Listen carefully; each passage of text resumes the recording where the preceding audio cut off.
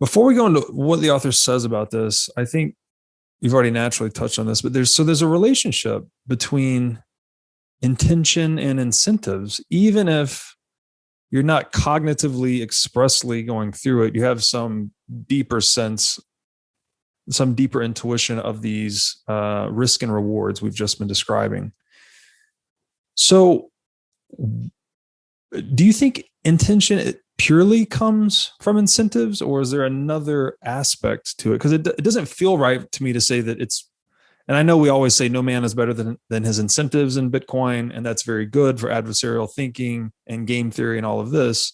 However, I mean, maybe this is just self-deceiving, but you don't want to believe that you're just responding to your incentives. Like there's no part of you that is non-deterministic in that sense. That doesn't feel like a true thought. For me, at least. I don't know. How do you feel about that? I think it's a good way to frame it, because everybody's got incentives that is motivating their actions. Yep.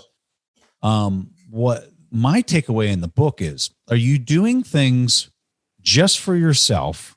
Or are you doing things that are kind of mutually beneficial for both parties? Or are you doing them completely for the other person? And I think when you're doing it for the last two, when you're doing something that you feel is genuinely kind of beneficial for both parties, win-win, right? The classic win-win in negotiations, or you're just through love or whatever it is that's driving you to give, to add value to other people's lives instead of adding it to yourself. Mm-hmm. Those two incentives, or I'm sorry, those two intentions for those latter two categories are where you are going to create this force that is put into motion. And this is where it gets spiritual into the universe, that the gears have to figure out a way to somehow repay that reciprocity, to balance the equation. Right. And the first time that I read this idea that it's talking about in the book, where like the balancing of karma is actually based on your intentions, not necessarily your actions. This idea for me was like groundbreaking. And I just thought to myself, like, okay, so let me just lean into this and let me embrace this idea and let me just try it out. And let me be just hyper aware of like what my intentions are. So even down to like basic conversations or like basic actions, after reading this book, I was kind of like, okay, Preston, why did you do that? Did you say that to make that person feel good about themselves? Or did you say that to try to create some type of social influence so people think you're more important? Right. And when I started asking myself those questions, I found myself kind of like, when I was being honest with myself, I was like, wow, you just did that to try to impress that person. You just did that to gain like social status. You just did that and it was so self-interested type actions and incentives. The incentives were that. And so I just kind of started changing the way I was acting. I was like, well, you know what? Let me just try to do the opposite. Let me just try to just give to another person. Let me just create a video course that's teaching myself self-interest, but also maybe helping 10,000 people or 100,000 people learn something.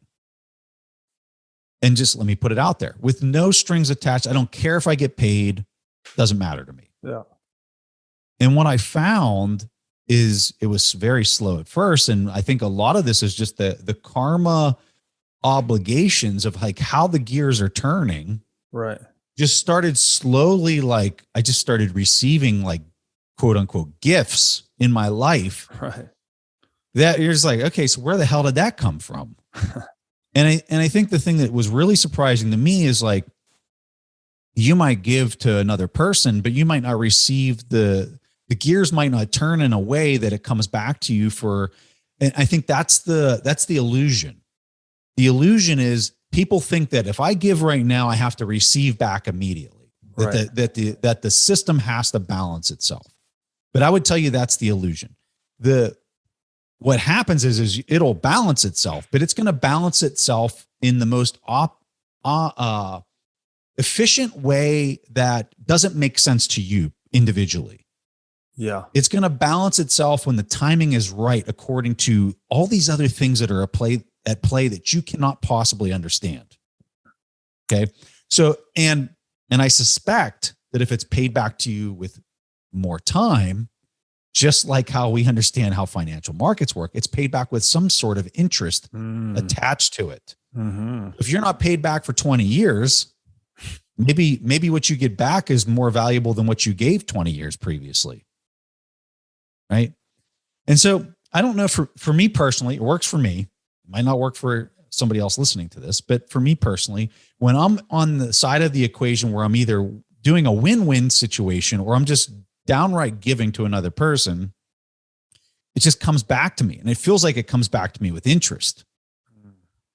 And it's just like, at this point, it's so obvious to me in my personal life. Again, personal story. It's so obvious to me that this works that I could not even imagine doing it any other way. Which is, it's kind of mind blowing and funny at the same time, because it's like when you come to actually see this karmic energetic accounting or whatever you want to call it in the universe, and you see it in action, right? To your point, you rendered some value. You didn't receive anything back for 10 years or whatever the number, but initially, you also got interest or whatever. on it. All of a sudden that observation now aligns karma with your self-interest. So it's like, not only are you, I was just having this little bit. And when you have abundance, it's so much easier to give. Of course. Yes. Right? Yes. Right. So then it compounds and the wheel starts spinning almost like a water wheel, right? Like when you have abundance, like you look at a guy, any of these billionaires or people that have like an abundance of wealth, which is a completely different thing than what we're talking about right here. We're talking about an abundance of energy that's been given. Yes. And it can be any form, right?